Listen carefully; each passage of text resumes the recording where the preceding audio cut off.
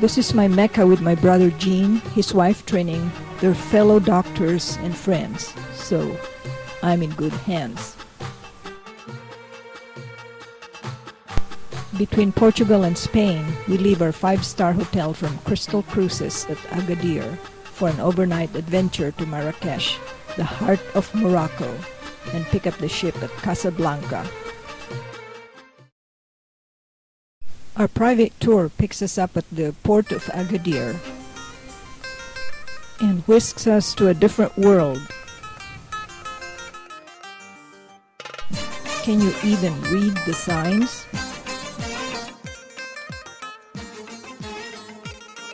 Our guide tricks us along the way to stop and shop for argan oil. These women are dehusking and grinding the argan nuts by hand. 2 days of labor will produce only 1 liter of the very expensive oil. Argan oil is good for the hair, for cooking, and for body massage. Okay, let's move on. We stop at Oasis Cafe. This is interesting. Qu'est-ce que c'est? I ask. Le pain Moroccan, he replies. Stuart talks to a kitty meowing for food.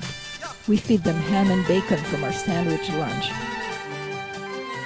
While Spain came to Morocco to conquer, the French came to spread culture and language. We see French signs everywhere. The Moors have a very old and brilliant civilization that lifted Spain and Portugal from the dark ages of Europe. Marrakesh at last. Our porter loads our bags in a deluxe carriage. He escorts us to the Medina, or walled city, and to our hotel, Riad, Africa. They sit us down for mint tea, the national drink, and take their time to assign our rooms. The clock is ticking. Let's go! Our guide Moha takes us to a labyrinth of an open and covered bazaar.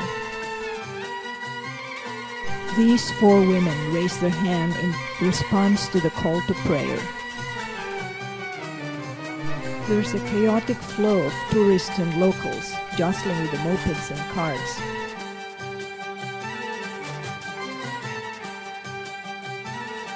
There's a novelty shop at each narrow twist and turn.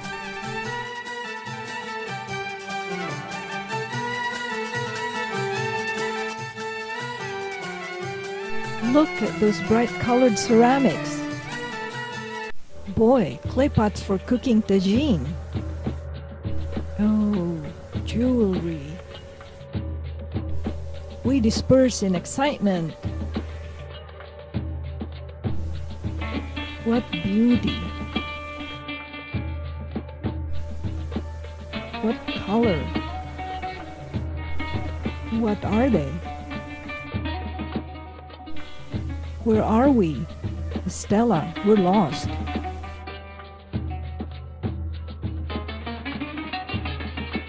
Here's our guide Moha. Hooray! We reach the 14th century Quranic school. It's called Ben Yosef Medersa. 900 students from all over the world used to study here. They lived in very tiny rooms upstairs. You pass through a long corridor to reach the central courtyard. The walls are as beautiful as the Alhambra in Granada. At the base of the walls are zelich, or colored mosaic tiles.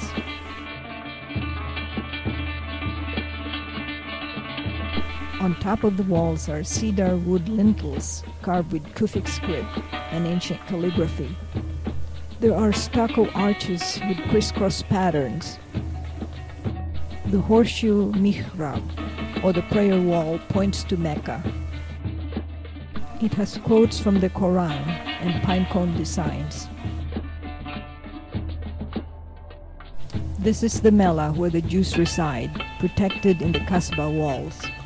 The Muslims and Jews work together to make their business successful. Here they're making bellows. We enter a private house that sells what's hanging from the roof. Yes, Moroccan carpets. Berber carpet is a flat weave with embroidery, 160,000 knots per square meter, used for women's trousseau. The Arab carpet is twisted before knotting, and it is finer, like the Oriental rug. Here comes the sales pitch. The blue carpet with lion and birds costs $4,000 for a 2x3 meters. The women weave carpets to express themselves. At sundown, we smell some wood burning. We enter the bain d'or, or golden bath. We see a large flare and big earthenware pots simmering with delicacies for the food market. It's also for the hammam's steam bath and massage, but we have no time for such a luxury now. Moha, our guide, takes me just where I want to be. Yes, souk de tenturier, dyer's market. Hanging are some red material dyed with poppies and some yellow ones dyed with saffron. All natural dyes. They use mint for green and indigo for blue. And the finished product? Mina looks at the turquoise silk above. Bennett, try this turquoise scarf. Souk de babouches. Madame, how about some turquoise slippers? Look at the intricate design. Or a turquoise necklace.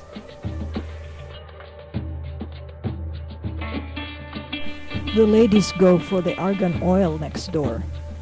Here we go again, more argan oil shopping. But madame, the oil makes your hands soft.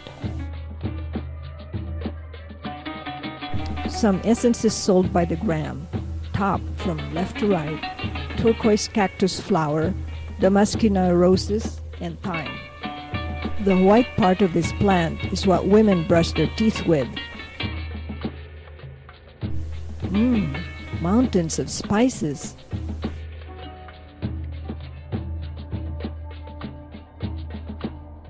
Leather products.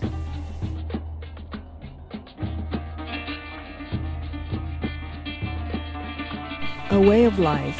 Man wheeling a cart loaded with pomegranates. Women buying juicy cactus pears from this arid land. An interesting mix of dates, apples, and necklaces. A Moroccan couple out for a bite to eat at the square. Two turquoise-clad women out shopping. There are entertainers. The macaque. The bird.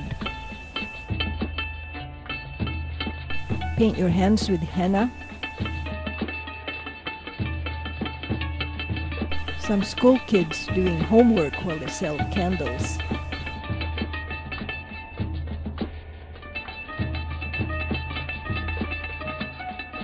The night is alive with lights and smoke.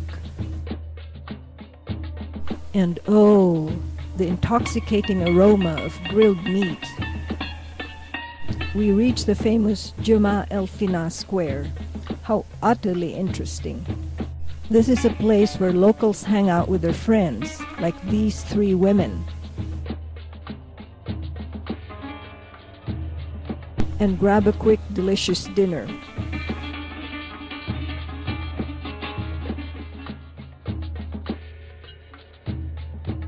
Our guide promised me to show us all, the good, the bad, and the weird. If you like Andrew Zimmern's bizarre food show and have the stomach for it.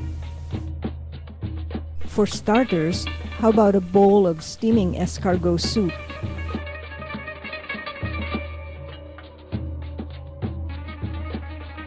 Or harira soup with spicy beans and pasta.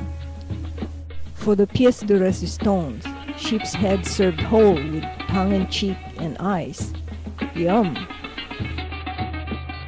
Or have them separately, like the white breast meat. Or better yet, des cerveaux. They'll make you more brainy. Remember the jar that was simmering at the hammam's fire? This is its juicy, tender meat.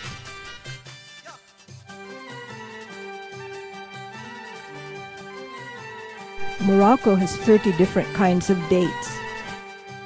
Mina buys a variety of cookies for 30 dirhams, or $4 to a dozen. These are fruit juice stalls, popular because they don't drink alcohol. But these are other meat stalls. They sell Merkez sausages and beef brochettes. They make kefta, ground meat with egg slices stuffed on pita-like bread.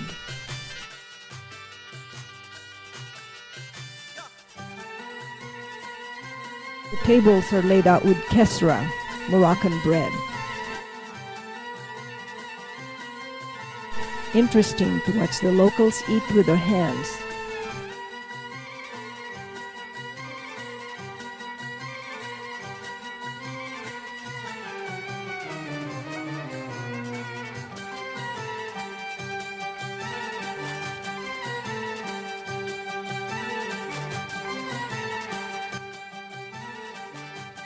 Some well-dressed locals also eating with their hands as customary.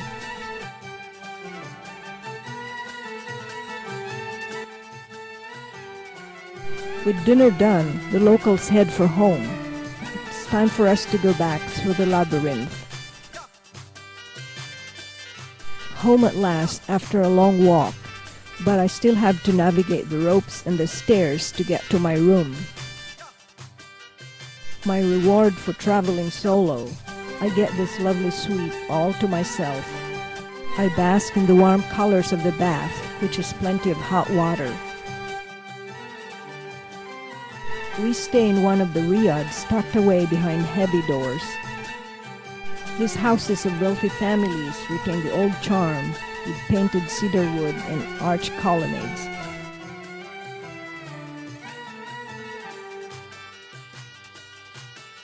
There is a central pool surrounded by bedrooms. We 11 hungry travelers await our surprise dinner. Here it comes in a conical clay pot where it was cooked in. Mesdames et messieurs, voilà le poulet tagine.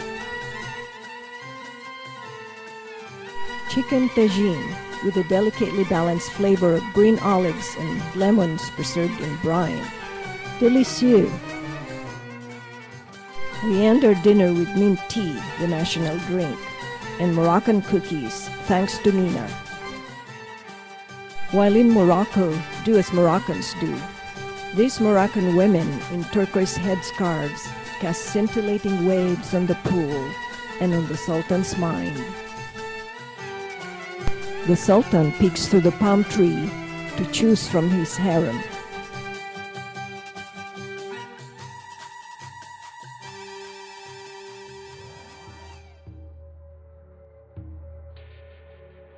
Finally, the Sultan picks Trina.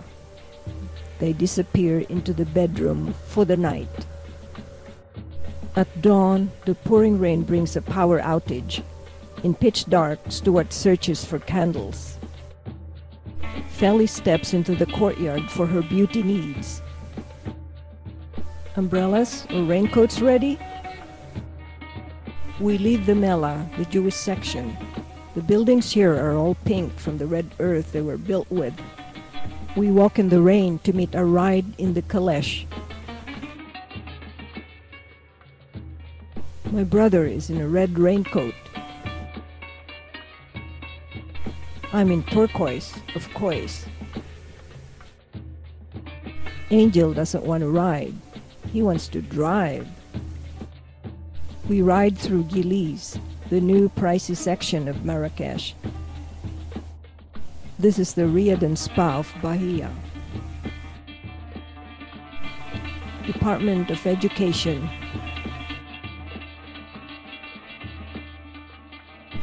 health center.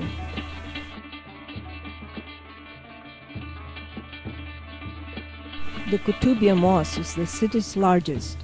This towering Moorish mosque was built by El Mansur of the 11th century mosque. It later became the model for the Giralda Tower in Seville, Spain. The 3 copper balls were offered by the Sultan's mother in penance for missing the fasting days of Ramadan. At night, its floodlights illuminate the curved windows and arches. The minaret's features are the wide band of ceramic inlay, the pointed battlements, and rising above is a flower.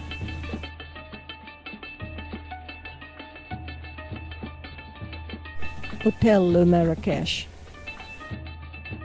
In front is the flag of Morocco in red with a gold star. Can you read this Muslim calligraphy?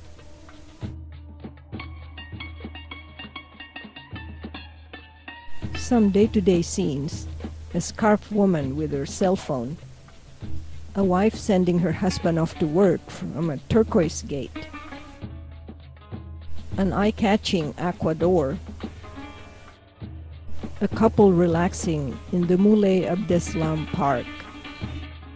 A Moroccan woman who covers her face indicates that she's married, but the rules are changing. These tourists lugging suitcases are headed to La Mamounia. This is the most expensive hotel at 6,000 dirhams or $700 a night, affordable only if part of a package. It's a 13-hectare world of sumptuous surroundings with Art Deco by the French artist Majorelle. This is the shopping area for the affluent.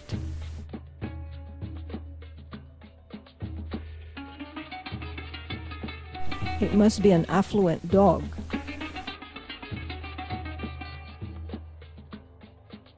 An affluent cat. This is Majorelle Garden, built by a French artist, later bought by Yves Saint Laurent. It has a lovely garden and a house in blue and yellow. So much to see in so little time. Sadly, we turn around and head for home. A pussycat to welcome us home lifts my dismay of not seeing enough of Marrakesh. 2 smiling kids willing to be photographed are also a welcoming sight. We take one last glimpse of the roof garden and the beautiful turquoise ironwork. Before our drive to Casablanca has some interesting sights. Note the soil with different shades of red. Houses are made of this soil. Our guide sleeps, so I ask the driver in French because he doesn't speak English. Est-ce que c'est un village de Berbères? He replies in French. Yes, that's a Berber village. Here's another Berber village with cows, sheep, and chicken. This woman has shoes to match her outfit. Très chic. I see a gleaming white building. We must be in Casablanca. The Sacré-Cœur Cathedral. Without delay, we head for the huge Hassan II Mosque, only second to Mecca in size. Moroccan women, all in turquoise headscarves, enrich the minaret's ornamental color.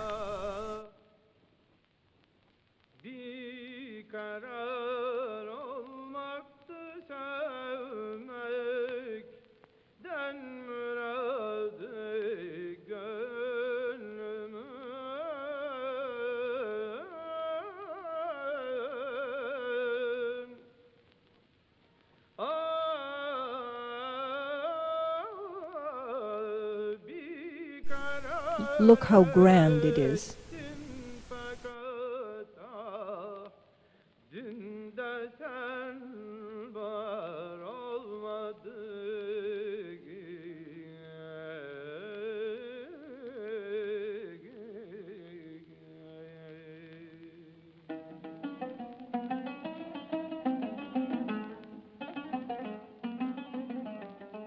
When Hassan's successor, King Muhammad, married an engineer in 2002, his wife became the first woman with a royal title. Women now have a voice on divorce, child support, and polygamy.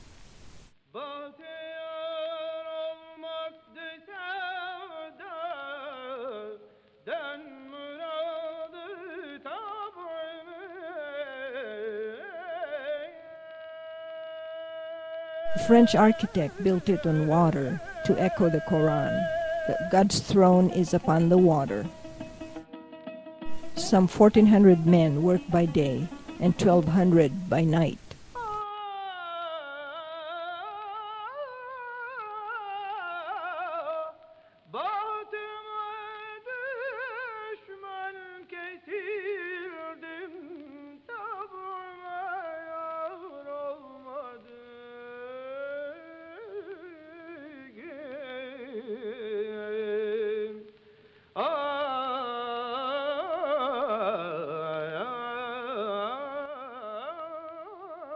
Inside, it holds 20,000 worshippers.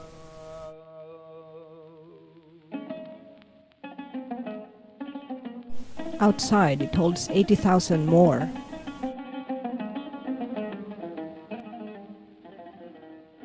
The 600-feet minaret is the tallest in the country. Its laser beams 20 miles in the direction of Mecca. This ends my Mecca with my brother and sister-in-law.